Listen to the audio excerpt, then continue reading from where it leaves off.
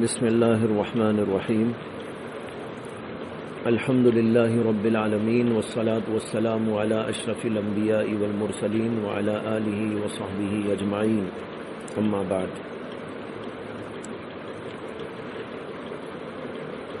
قرآن پاک میں اللہ تعالیٰ نے جو احکامات دیے ہیں ان احکامات میں سے ایک حکم ہے تقوی اختیار کرو۔ قرآن پاک کے اندر بے شمار آیات ہیں جن میں تقوی کا اللہ نے ذکر کیا ہے، تقوی کا حکم دیا ہے، تقوی کی اہمیت بتائی ہے۔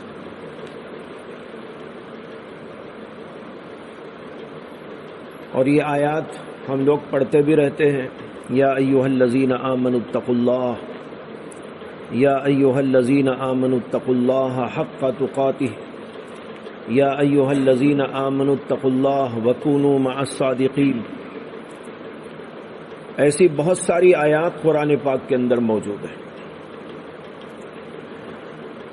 اور ان آیات کی روشنی میں یہ معلوم ہوتا ہے کہ تقوی اختیار کرنا اسی طرح فرض ہے جس طرح نماز پڑھنا فرض ہے، زکوٰۃ دینا فرض ہے اور احکامات پر چلنا فرض ہے، اسی طرح تقوی اختیار کرنا بھی اہم ترین کام ہے اور فرض ہے۔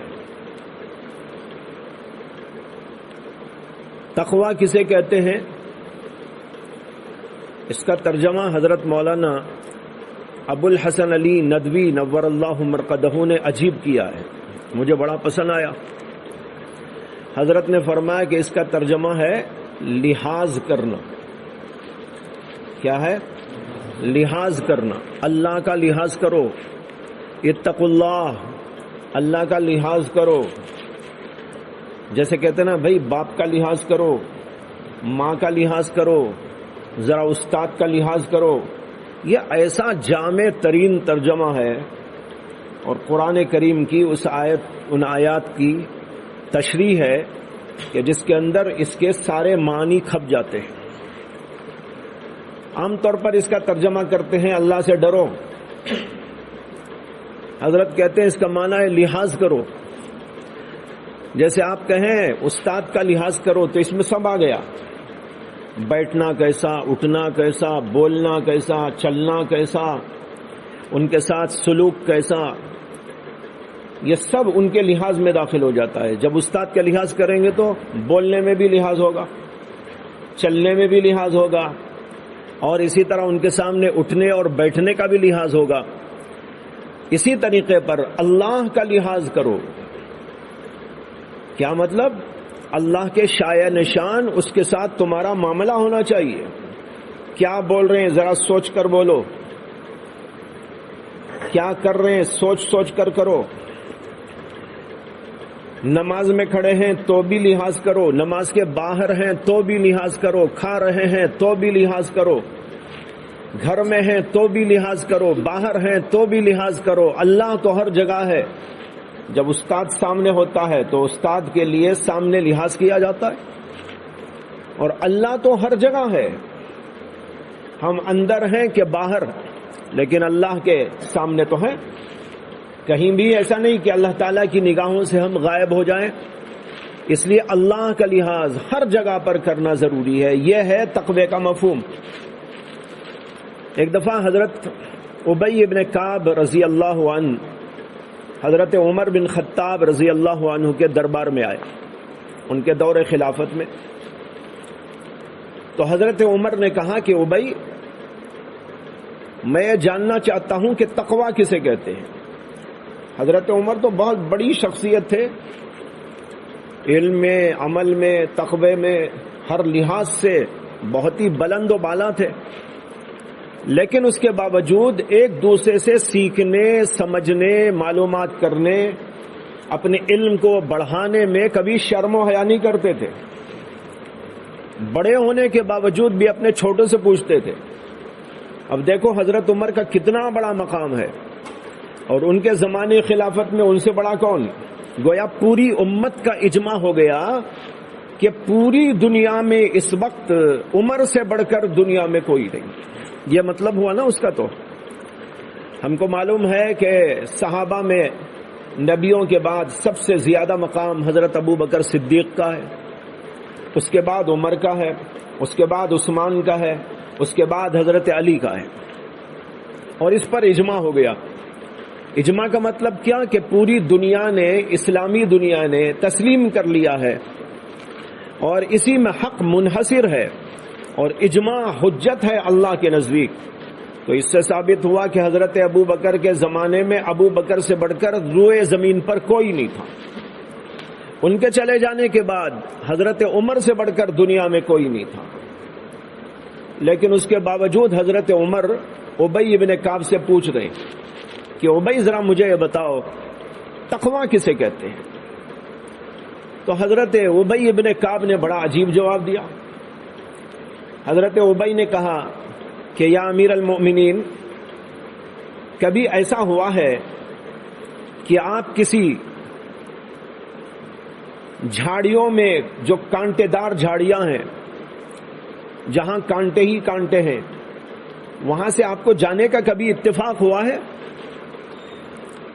تو حضرت عمر نے کہا ہاں ہوا ہے، بہت دفعہ ایسا ہوا ہے کہ کانٹے ہی کانٹے تھے، جھاڑیاں ہی جھاڑیاں تھی، اور ان کے اندر سے جانے کا موقع آیا ہے۔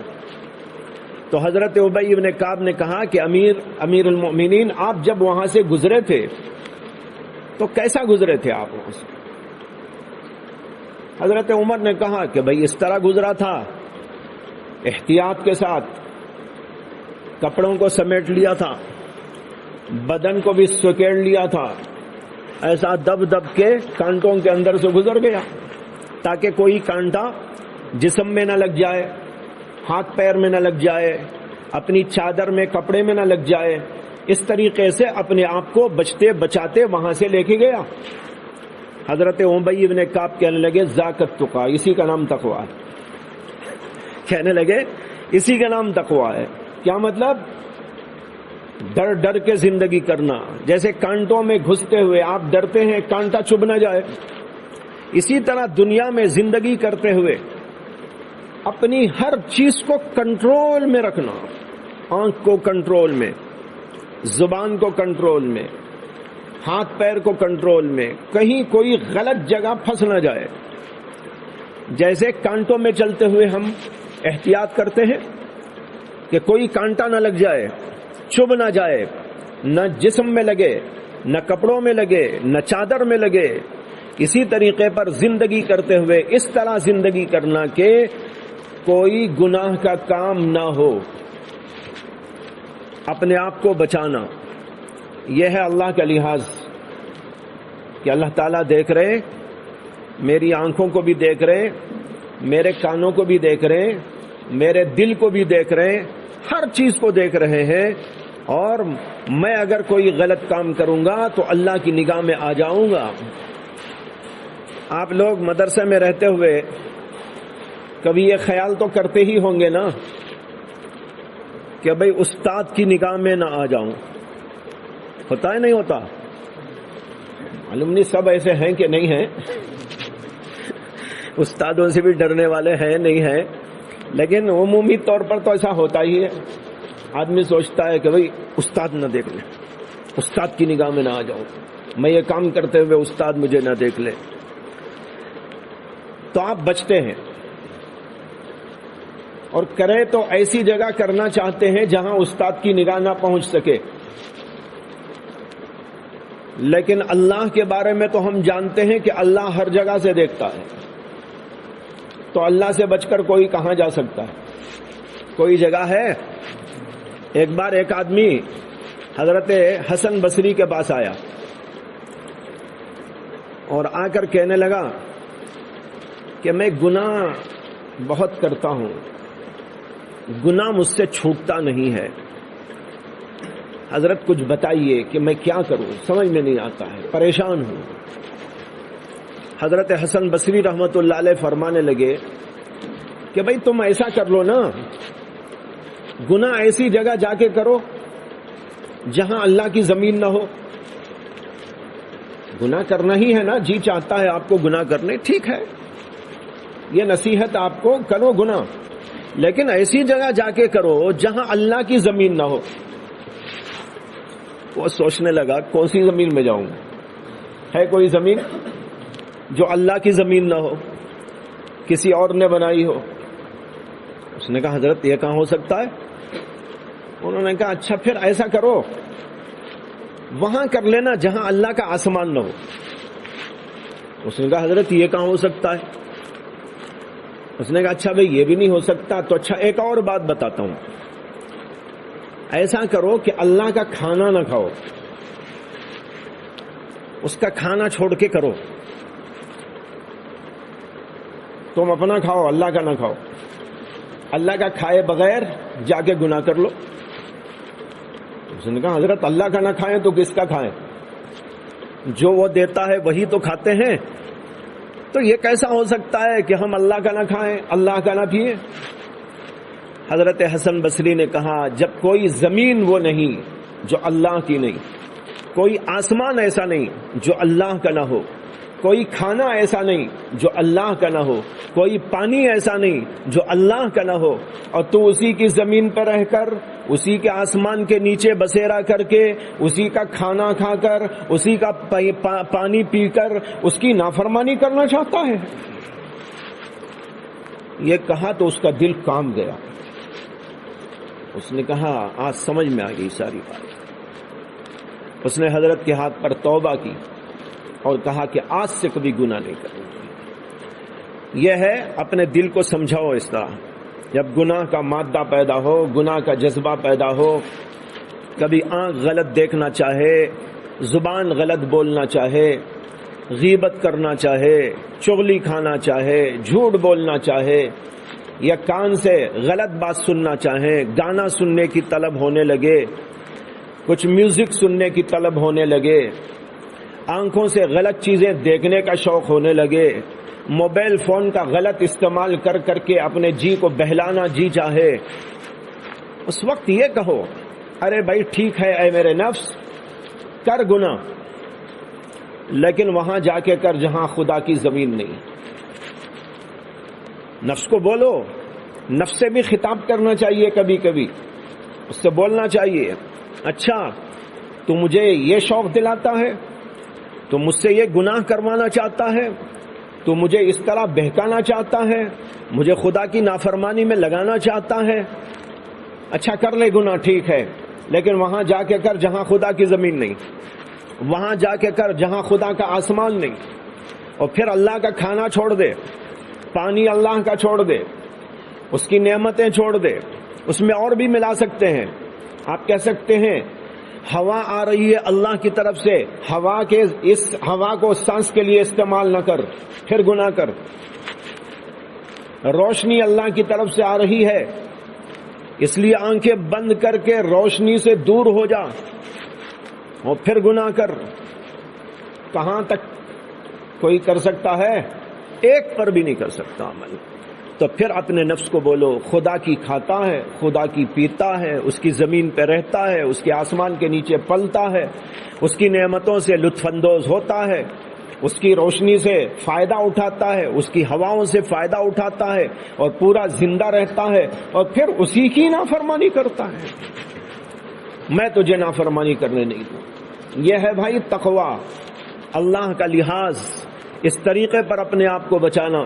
اس کو حضرت ابی ابن کعب نے کہا ذاک التقیٰ، یہ ہے تقویٰ، بچنا، جیسے کہ کانٹوں سے اپنے آپ کو بچاتے ہو اور کانٹوں دار جھاڑیوں میں گھستے ہوئے اپنے آپ کو محفوظ کرتے ہو، اسی طریقے پر دنیا میں رہتے ہوئے جو مختلف کانٹے ہیں، دنیا میں بھی کانٹے ہیں، کفر کا کانٹا، کہیں آپ جا رہے ہیں عورت آ رہی ہے کانٹا ہے، اس کو کانٹا سمجھو، گانا کان میں پڑ رہا ہے سمجھو کہ کانٹا آ رہا ہے، بچو اس سے، بھاگ جاؤ۔ حضرت عبداللہ بن عمر ایک بار جا رہے تھے، ان کے شاگرد حضرت نافع ان کے ساتھ میں تھے، جب جا رہے تھے تو ایک جگہ سے کسی آدمی کے گانے کی آواز آ رہی تھی۔ اس زمانے میں آدمی گاتے تھے، وہی سلسلہ تھا، وہاں کوئی ایسا آلہ تو تھا نہیں کہ لے کے بیٹھ جاؤ، جیسے کہ آج کل موبائل لے لیا یا کوئی اور چیز ایسے لے کے بیٹھ گئے، وہاں تو آدمی بیٹھ کے گاتے تھے، بجاتے تھے۔ تو ایک آدمی کوئی بیٹھ کے گائے بجا رہا تھا، تو حضرت عبداللہ بن عمر رضی اللہ عنہ دور ہو گئے، کنارے پہ چلے گئے اور انگلیوں کو کانوں میں رکھ لیا، اور پھر اس کے بعد کچھ آگے بڑھنے کے بعد نافع سے کہا ذرا دیکھو آواز آ رہی ہے کہ ابھی؟ نافع نے کہا حضرت ابھی آواز آ رہی ہے، گانے کی آواز آ رہی ہے۔ پھر کان میں رکھ کر چلتے رہے چلتے رہے چلتے رہے، پھر اور آگے جانے کے بعد کہا نافع آواز آ رہی ہے؟ انہوں نے کہا نہیں حضرت اب نہیں آ رہی ہے۔ تب انہوں نے کانوں سے انگلیاں کو نکالا، یعنی کانوں کی حفاظت۔ جا رہے ہیں، آنکھ پڑ رہی ہے کہیں، نہیں اسے نیچے کرو، آنکھ نیچے کرو، حفاظت کرو، اور سمجھو کہ وہ چیز جو سامنے آ رہی ہے وہ میرے لیے کانٹا ہے، چبھ گیا تو میں گیا۔ اس طرح اپنی ہر چیز کی حفاظت، اس کا نام ہے تقوی۔ یہاں میں نے تقوی کا باب کھولا تو یہ باتیں ذہن میں آ گئی، اس کو عرض کر دیا۔ حضرت اسامہ بن شریک سے مروی ہے کہ رسول اللہ صلی اللہ علیہ وسلم نے ارشاد فرمایا کہ جس کام کو اللہ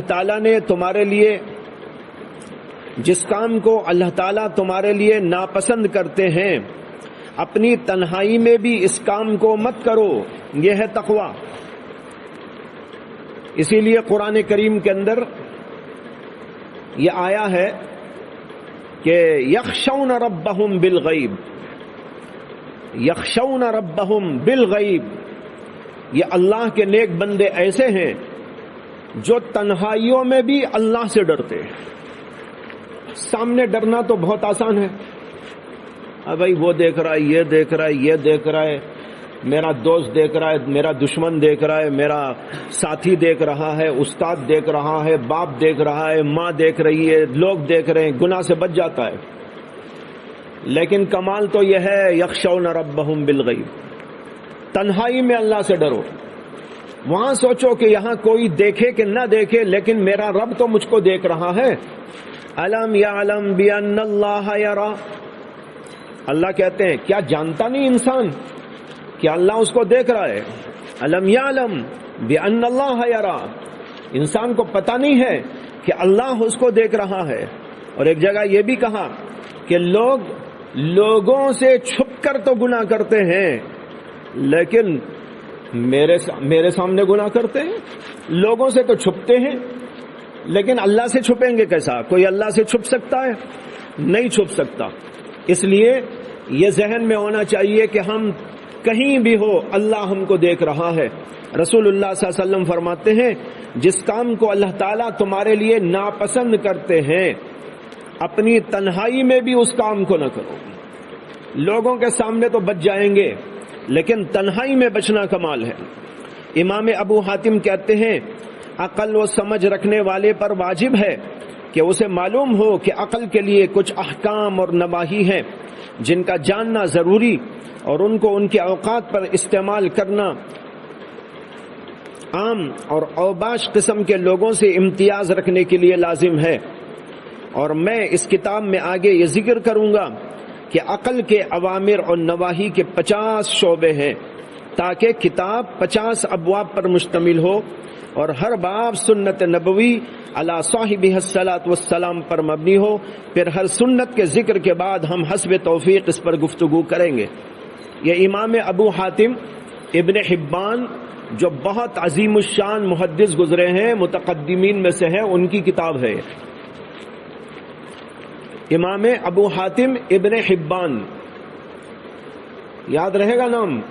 کل پوچھوں گا کتوں کو یاد ہے۔ امام ابو حاتم ابن حبان البستی ان کا پورا نام ہے۔ ان کی لکھی ہوئی یہ کتاب ہے، اس کا نام ہے روضۃ العقلاء و نزہۃ الفضلاء۔ بڑی عجیب اور شاندار کتاب ہے۔ نام کا کیا مطلب؟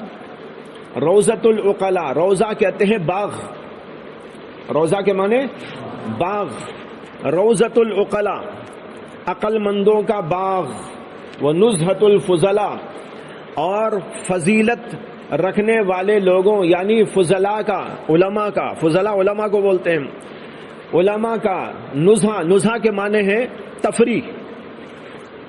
ایک تفریح عوام کی ہوتی ہے، کھانے میں تفریح، پینے میں تفریح، سگریٹ پھونکنے میں تفریح ہے نا، یہ تو جاہلوں کی تفریح ہے. علماء کی تفریح کا سامان تو یہ ہے. اگر ہم کو دل کو فرحت مل رہی ہے، راحت مل رہی ہے، سکون مل رہا ہے اور انبساط حاصل ہو رہا ہے، انشراح حاصل ہو رہا ہے، تو سمجھو کہ اس کے اندر جو لکھی ہوئی چیزیں ہیں وہ ہمارے لیے راحت پہنچانے والی، ہمارے دل کو سکون پہنچانے والی ہے. یہ کتاب ہے. اس کتاب کا یہ ترجمہ ہے جو میرے سامنے ہے.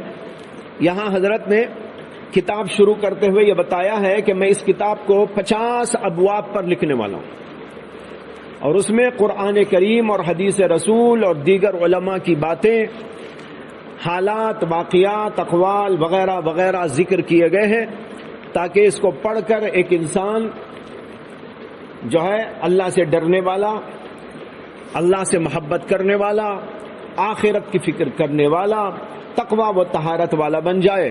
اس کے لیے کتاب انہوں نے لکھی ہے. میں اس کو انشاءاللہ آپ کے سامنے تھوڑا تھوڑا کر کے سنانے کی کوشش کروں گا.